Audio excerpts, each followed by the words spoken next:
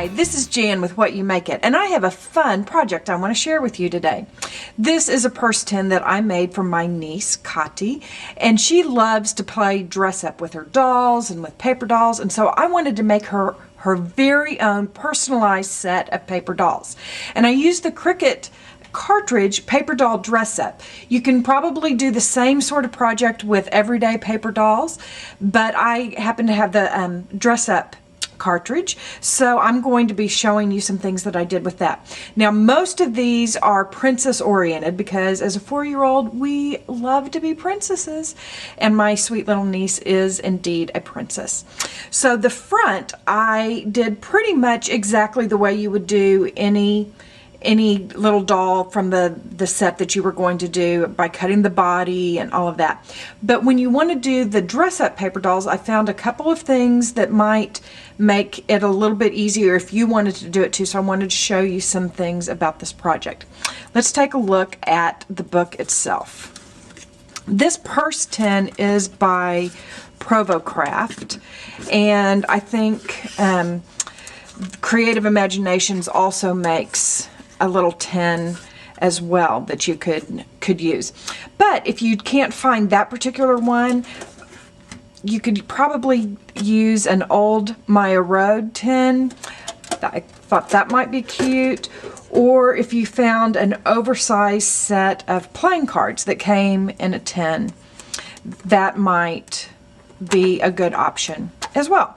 So you don't have to do just the purse. If you can't seem to find that, I had that in a drawer somewhere, and so when I started on the project it was easy for me to do that. I wanted to show you just a couple of things that I did to adapt it for doing the paper dolls.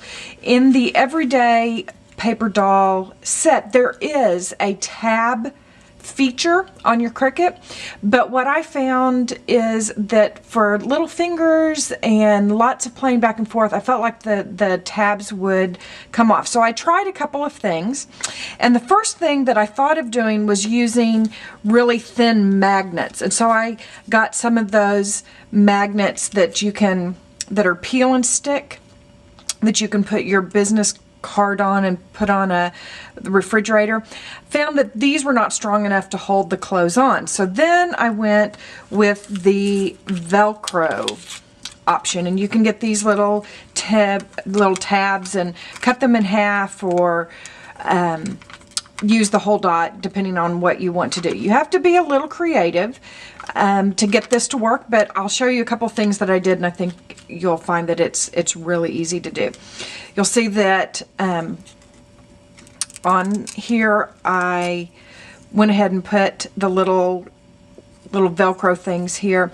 I had to cut out the hair. The hair, when you are making the paper doll just to go on a scrapbook page, you would layer the hair behind the little doll and then put her headpiece on top. But you can't really do that when you're using Velcro. So what I just did was I put everything together and then cut out the space where her face would need to be. This particular little dress that I made, I used the basic dress for almost all of them. But what I did was I cut two of the dress, and this I cut with some Coordinations cardstock, and when I put it through the Cuttlebug machine, I used this folder and then sanded it to reveal the little purple lace feature there. So I thought that dressed it up just a little bit. To make the book itself, I cut 5.5-inch circles and took off a portion on the end and made little pockets. To make it sturdier, I also stitched all the way around each of the pages. I felt like it would just make it a little easier for little fingers to get into and out of, and not have as many problems. So for a few of them, you'll see that I made little coordinating outfits to go in each of the pockets. For some of them they have headpieces. For some of them I just made little hair and crowns to go. Decorated each of the pages really simply, just to keep it very, very simple.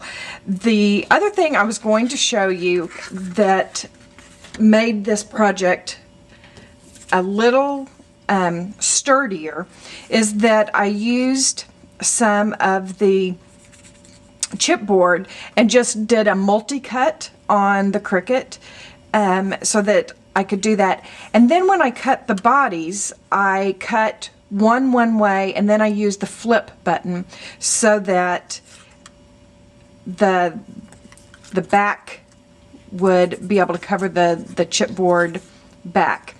The way that I found that was easiest to do that is to hold their little hands, and when you've put your adhesive on all over, hold their little hands and then lower it down and line it up, and that makes it nice and sturdy for little hands and little kids to play with. The other thing that I think made these dolls super cute were using these Peachy Keen stamps. I don't know if you've seen these, but they are just wonderful. Look at all these cute little faces that you have to choose from, and you can get those at peachykeen.com. Peachy Keen stamps, if you are wanting to get some of those. They have them so that they fit every size doll. One of the things that you'll want to do is put the doll face down on the lower part of the face. One of the other things that I did to adapt the clothing to work with the Velcro was that it all needed to be put together as one outfit rather than multiple layers, particularly with the little boys' clothing. There were so many layers, it just would have been too difficult for little fingers to put them all together on the doll. So what I did was I cut out of fairly thin cardstock one additional feature per figure per outfit of the little paper doll. I used the blackout feature so that it didn't cut any detail, but again, just used one of those, layered the outfit onto the figure, and then, bless its little heart, I had to cut its head and its hands off. But that way it was all assembled on one, and then I could just put one piece of Velcro on it, and then it would fit nicely on the little doll. I hope that you will make a little outfit like this for some little girl in your life. And if you have any questions about the products or the techniques that I used, please leave me a comment and I'll try and get an answer to you.